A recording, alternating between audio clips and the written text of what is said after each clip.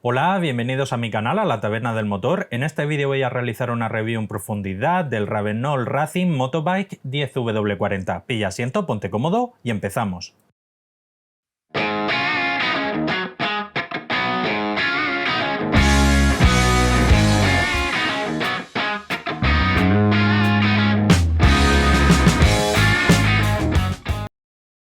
En anteriores vídeos tuvimos oportunidad de hacer review de distintos modelos de aceite del fabricante Ravenol destinados para vehículos de turismo y en este caso vamos a analizar este modelo para motocicleta que acaba de sacar al mercado. Comenzamos con la hoja de propiedades típicas declarada por el fabricante. Nos indica que tiene una viscosidad de 10W40, homologa la norma API SN, así como también Haso MA2. Fabricante nos indica que se puede utilizar en Aprilia, BMW, Ducati, Honda, Kawasaki, Moto Guzzi, Suzuki, Triumph, Yamaha y vamos, prácticamente en cualquier moto que requiera la norma Haso MA2. Seguimos con la ficha técnica: densidad 20 grados, 851, aspecto visual entre amarillo y marrón, viscosidad cinemática a 100 grados, 15,2, viscosidad cinemática a 40 grados, 97,6 e índice de viscosidad 165. Viscosidad 25 grados bajo cero, que es a la temperatura a la que se miden los 10W, 6210 centipoises, capacidad de bombeo a 30 grados bajo cero, 11700 centipoises, punto de vertido, punto de congelación 60 grados bajo cero, una muy buena temperatura, porcentaje de evaporación NOAA 4,6, es un nivel de porcentaje de evaporación bajísimo, prácticamente de récord,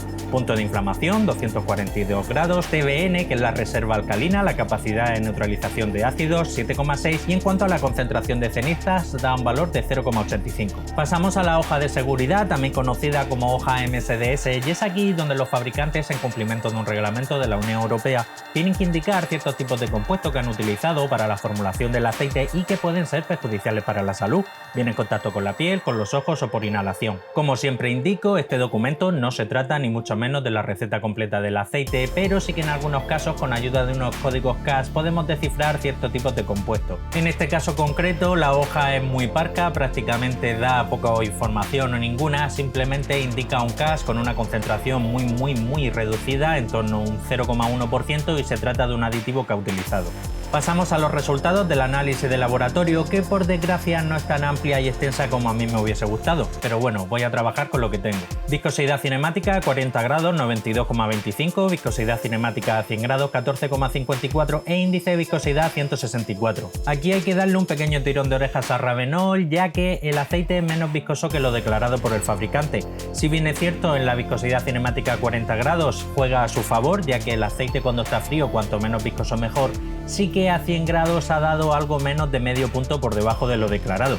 No es un error garrafal, no es el fin del mundo, sigue siendo un 10W40, pero sí que tendría que cuidar un poco más esos detalles. En cuanto al TBN, que es la reserva alcalina, la capacidad de neutralización de ácidos, ha dado 6,29, el fabricante declara 7,6, aquí también hay que darle un pequeño tirón de orejas, ya que ha dado menos de lo declarado por el fabricante. Con todo y con ello sigue estando dentro de la media comparados con otros aceites de motos que hemos visto hasta ahora, pero son pequeños detalles que no deberían de pasarse por alto. En cuanto al resto de propiedades, como es el TAN, las cenizas, congelación, inflamación, bombeo y porcentaje de evaporación NOAC, por desgracia no se han medido. En principio hemos de pensar que son bastante fieles a lo declarado por el fabricante. En cuanto a la concentración de azufre, ha dado 0,211, que es un valor realmente bajo. Prácticamente este aceite podría pasar por un mid SAPS o casi un low SAPS. Si te gusta la temática de mis vídeos, no olvides suscribirte, darle a la campanilla y así serás el primero en enterarte de todas las novedades que traiga al canal.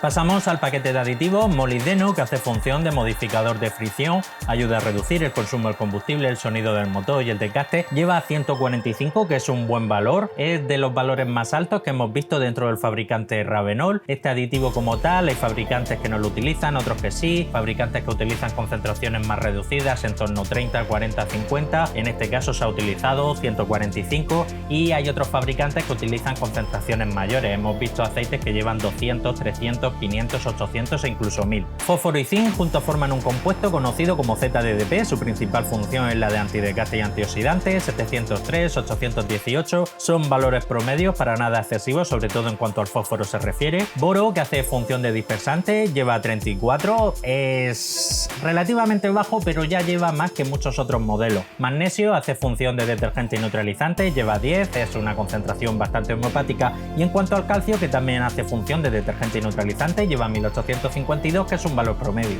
En cuanto al wolframio, también conocido como tungsteno, hace función antidesgaste y antioxidante, no se ha medido. Y en cuanto al titanio, que también, muy parecido al wolframio, hace función antidesgaste y antioxidante, tampoco se ha medido. En cuanto al parámetro de oxidación, que es un indicador en los aceites vírgenes nuevos sin estrenar, nos indica si el fabricante ha utilizado éster o no para la formulación del aceite, en este caso no se ha medido.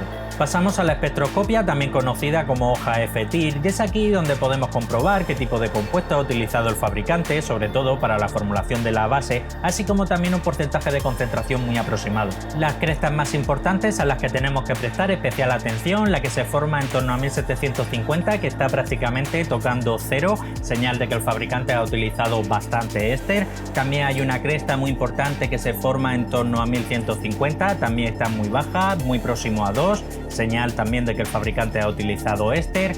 Unas pequeñas crestas que se forman en torno a 800 aproximadamente, señal de que muy posiblemente el fabricante haya podido utilizar naftalenos alquilados. Y la última, la que se forma en torno a 722, está incluso por debajo de 6, y en este tipo de espectroscopia por transmitancia es la primera vez que lo veo tan bajo, señal de que lleva una alta concentración de PAO. En esta otra espectroscopia, utilizando el método de absorbancia, podemos comprobar las crestas prácticamente muy similares, la que se forma en torno a 1750, muy elevada, la que se forma en torno a 1150, también elevada, las microcrestas que se forman entre 800 y 900, así como también la cresta que se forma en torno a 722. Con estos datos podemos calcular aproximadamente que el fabricante ha utilizado en torno a un 80% de PAO, en torno a un 10-15% de éster, y también lo ha alineado con una pequeña concentración de naftalenos alquilados. Recordar que el PAO pertenece a las bases grupo 4 y el éster y los naftalenos alquilados pertenecen a las bases grupo 5.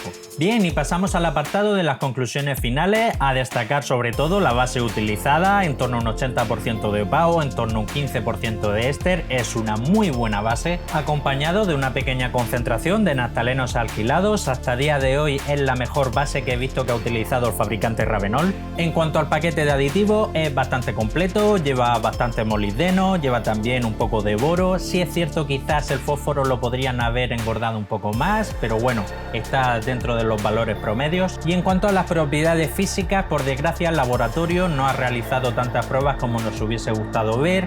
En principio podemos pensar que la gran mayoría son fieles a lo declarado por el fabricante, pero sí que hay que darle un pequeño tirón de orejas en cuanto a la viscosidad y a la alcalinidad, ya que ha dado un poco por debajo de lo declarado por el fabricante. Con todo y con ello no es alarmante, sí que es cierto que quizás Ravenol podría cuidar un poco más esos pequeños detalles, pero con todo y con ello sigue siendo sin duda alguna un 10W40 y son valores promedios comparados con otros aceites 10W40 de motocicleta. En general me parece un aceite muy top, un aceite muy de gama alta y una opción muy a tener en cuenta. En cuanto al precio, he estado mirando y al ser un producto que han sacado recientemente al mercado, todavía no está disponible en todas las tiendas y en todos los países. En Alemania lo he visto en torno a 14-15 euros. Hemos de pensar que aquí cuando llegue a España estará en torno a 16-17 euros aproximadamente. Es su precio, no me parece caro, porque si comparamos por ejemplo con el 10W40 de Motul que estuvimos viendo anteriormente, si bien es cierto puede haber una diferencia de precio en torno a 3-4 euros el litro,